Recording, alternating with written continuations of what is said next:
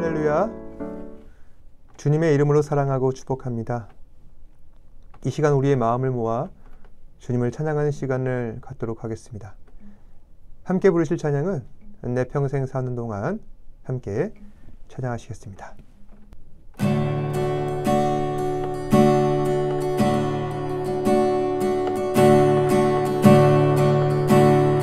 내 평생 사는 동안 주 찬양하리. 여호와 하나님 내 주를 찬양하리. 주님을 묵상하니 즐겁도다. 내 영혼 주 안에서 참 기쁘리.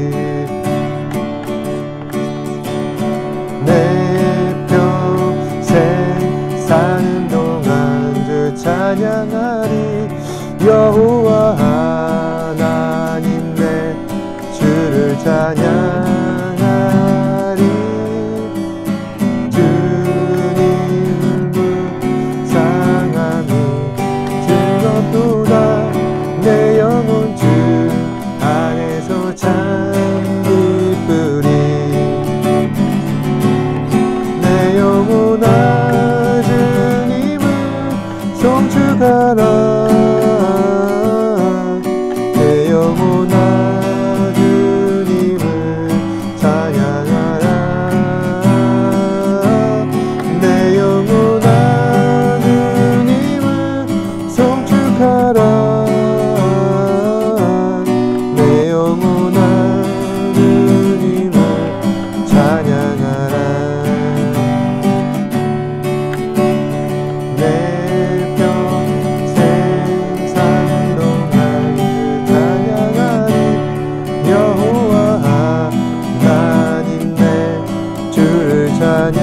찬양하리. 주님을 묵상하니 즐겁도다.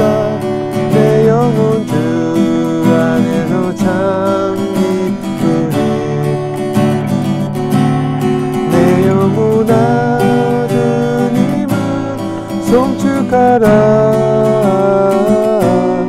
내 영혼아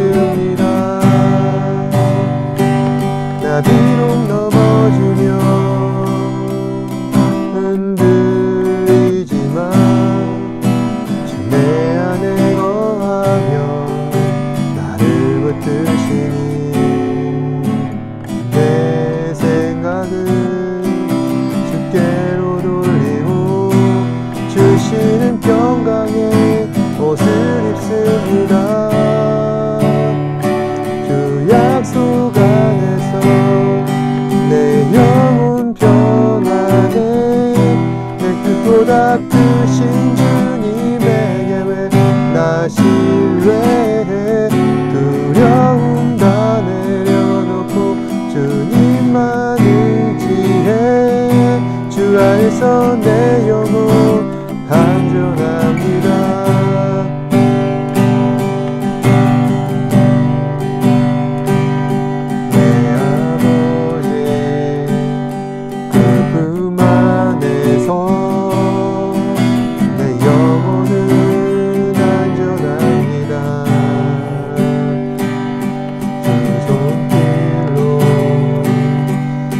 삶을 안으시니 평강이 나를 덮습니다. 나 비록 넘어지면 흔들리지만 내 안에 거하며 나를 붙드시니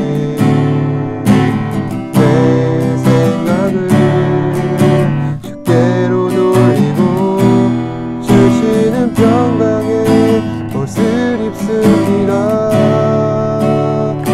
주 약속 안에서 내 영혼 평안해. 내 뜻보다 크신 주님에게 나 신뢰해. 두려움 다 내려놓고 주님만 의지해. 주 안에서 내 영혼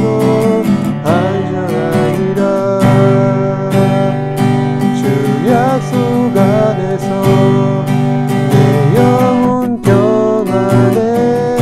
내 뜻보다 크신 주님에게 나 신뢰해. 두려움 다 내려놓고 주님만 의지해. 주 안에서 내 영혼 안전합니다.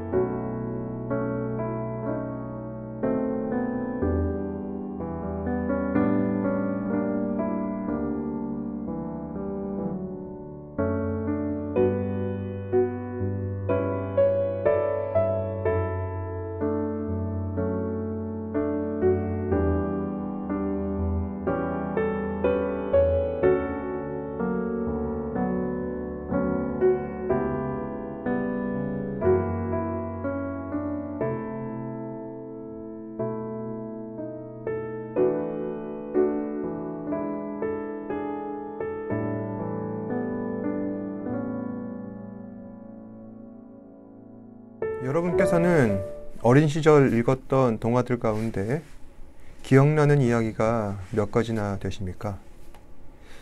저는 헨젤과 그레텔이 기억이 나는데 다들 스토리를 아실 겁니다.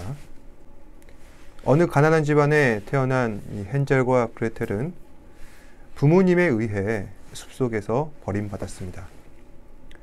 헨젤과 그레텔은 숲속에서 길을 잃게 되었고 배도 고프고 날이 어두워져 매우 걱정스러운 상황입니다. 다행히도 숲길에 떨어진 과자 부스러기를 발견하게 되었고 그 부스러기들을 주워 먹는 가운데 그 과자가 어느 방향을 향하고 있는 것을 알게 되었고 그 길을 가다 보니 아주 거대한 과자집이 나오게 되었습니다. 배가 몹시도 고팠던 이 헨젤과 그레텔은 그 과자집이 누구 것인지 물어보지도 못한 채 그냥 마구마구 허겁지겁 먹어치우기 시작합니다. 그런데 그 과자집은 어느 할머니의 것이었고, 처음에 이 할머니는 두 남매가 집을 마구 먹고 있는 것을 보고 화를 냅니다. 헨젤과 그레텔은 그 할머니에게 용서를 구하고, 그런 할머니는 두 남매를 불쌍히 여겨서 맛있는 식사를 대접하게 됩니다. 그런데 사실 그 할머니는 이 과자집을 이용하여서 두 남매를 속여 잡아먹을 생각을 하였던 것이고, 잠에 들었다가 우연히 이 헨젤과 그레텔은 이 할머니의 음흉한 속셈을 눈치채게 됩니다. 결국 헨젤과 그레텔은 자신을 잡아먹으려던 뜨거운 솥에 이 할머니를 밀어서 죽게 만들고 그 집을 도망쳐 나오게 됩니다.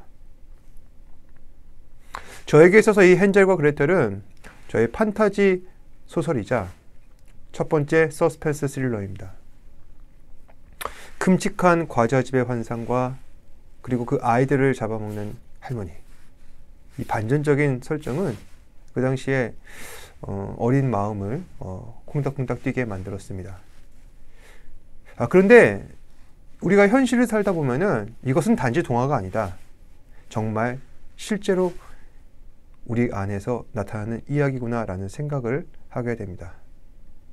사실 사람은 누구나 화려하고 맛있는 과자집을 원하고 있습니다.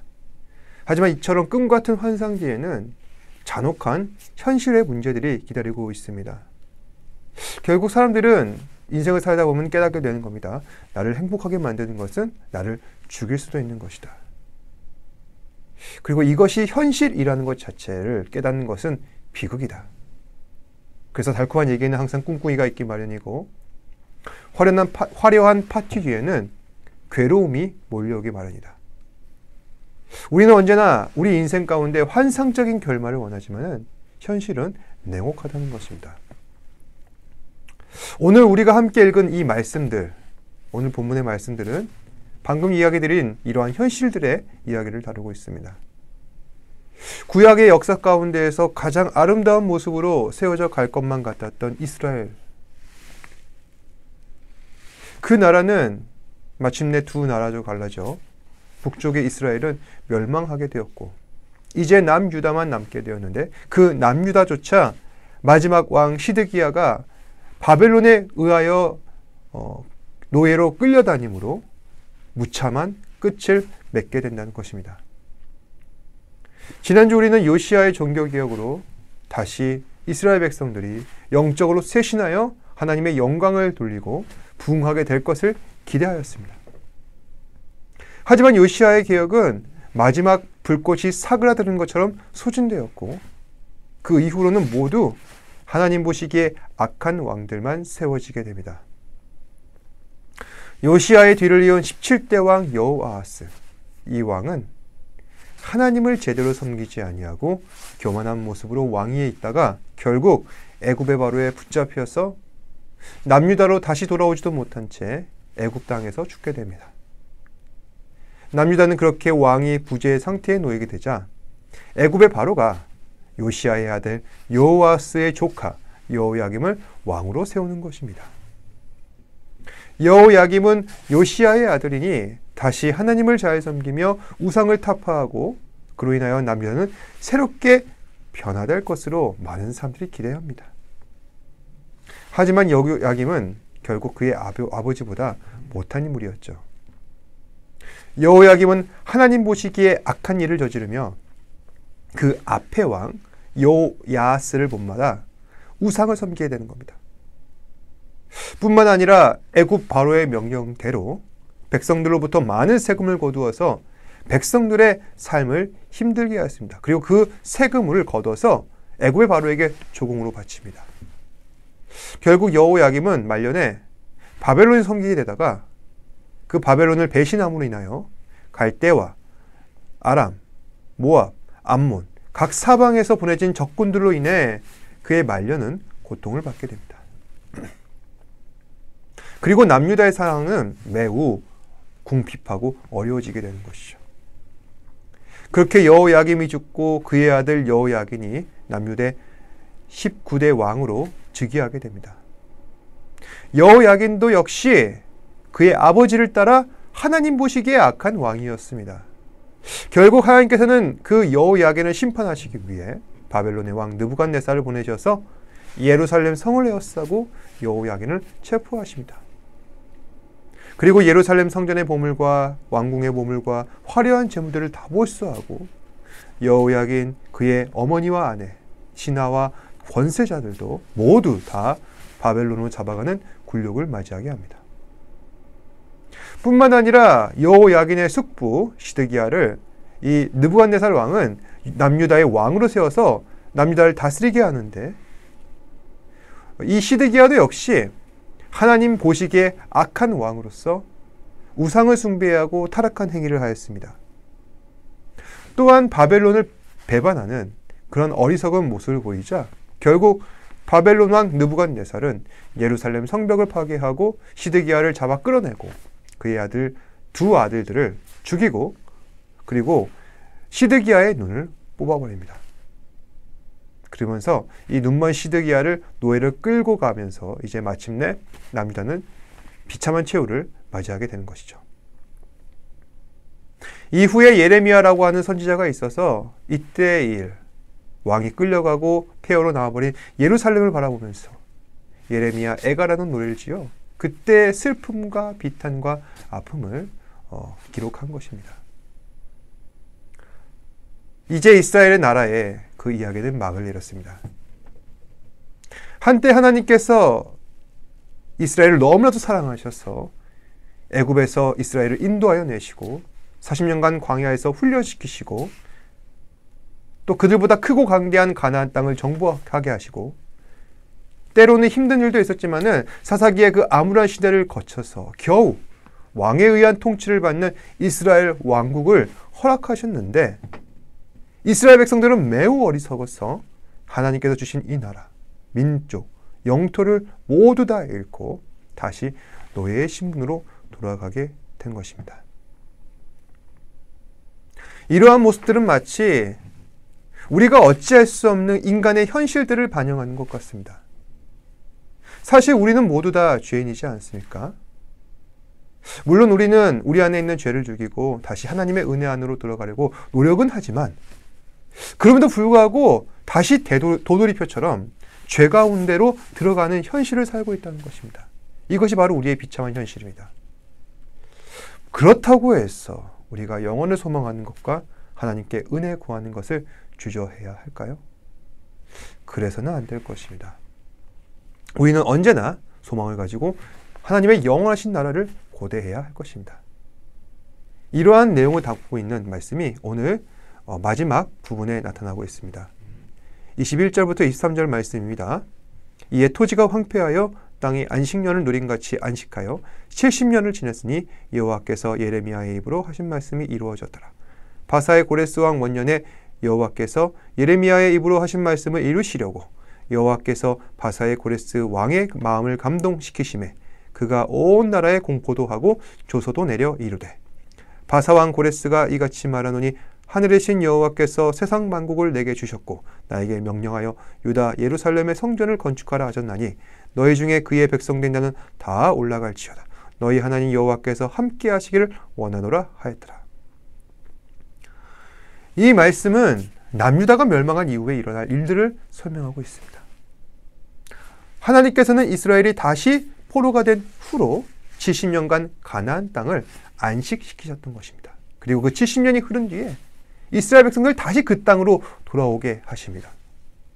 남유다를 멸망시켰던 바벨론이 멸망하게 되고 70년 뒤에는 이스라엘을 다스리는 그 바사의 고레스가 다시 이스라엘 백성들을 해방시키는 겁니다. 그리고 그들로 하여금 그들의 옛 고향으로 돌아가게 하여 무너진 성전을 세우고 성벽을 다시 쌓게 하십니다. 이 말씀이 의미하는 바가 무엇일까요? 지금 우리는 죄의 무한 반복이라는 슬픈 현실을 살아가고 있지만 하나님께서는 언젠가 우리를 이 죄의 허물과 굴레에서 벗어나게 하셔서 영원하신 안식을 맛보게 하시고 다시 축복의 땅 가나안 땅으로 인도하셔서 영생을 주신다는 것입니다. 그러니 우리가 주어진 현실 앞에 좌절하며 낭망하지 말고 하나님의 구원을 기대해야 할 것입니다. 그렇다면 결국 하나님께서 우리에게 약속하신 구원의 은총, 이것은 어떻게 이루어지는 걸까요? 바로 예수 그리스도. 우리를 대신하여 십자가에 달리신 주님을 믿고 그 말씀에 순종하는 자는 구원을 받게 될 것이며, 뿐만 아니라 하나님께서 우리를 위해 예비하신 새 예루살렘에서 우리 주님과 영원토록 함께 거하게 된다는 것입니다. 사랑하는 여러분, 인생은 마치 잔혹동화와 같습니다. 맛있는 과자집을 따라가면 분명히 달콤하고 환상적인 일들이 벌어질 것 같지만 그 뒤는 쓰디쓴 아픔과 고통만 남게 되는 것이 바로 인생이라는 것입니다. 하지만 그 고통 뒤에 우리를 바라보시며 탄식하고 눈물 흘리시는 주님을 우리는 발견할 수 있습니다. 바로 그것이 은혜입니다. 그리고 주님 말씀 순종하며 믿음 갖고 살아갈 때 하나님께서는 반드시 우리를 영원하신 나라로 인도하실 것입니다. 이 사실 기억하시고 오늘 하루도 주님 주신 믿음으로 살며 주님께 영광을 돌리시는 저와 여러분 되시기를 주님의 이름으로 축복합니다. 기도하겠습니다.